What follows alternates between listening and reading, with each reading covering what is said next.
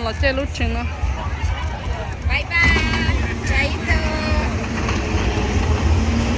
Bye bye, Austin, Grayson.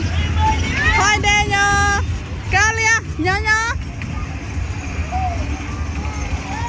Ôi ơi, bạn nào mà trong xe đi theo đây.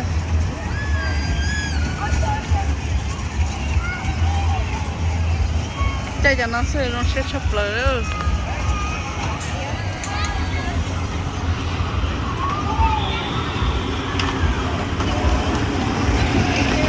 Bye bye. Hi nhá nhá.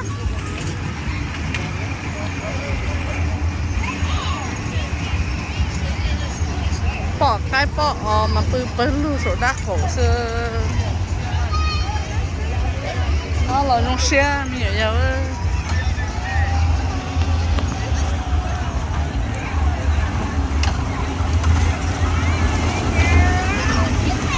Hello. Hi nhá nhá. Hi.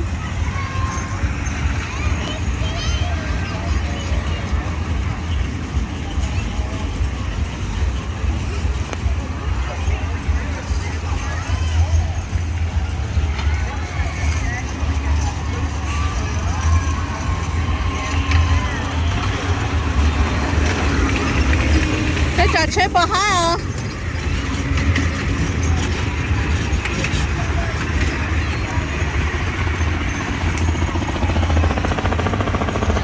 Nhá hùng ya bút xuống nó thế. Thế qua trình tụi mình ở chạy cưng gỗ lên nó. Nhiều mà rô xe chụp lỡ rô trát trình. Nhà tụi sofa tụi này trả nè, tụi mình mê nè.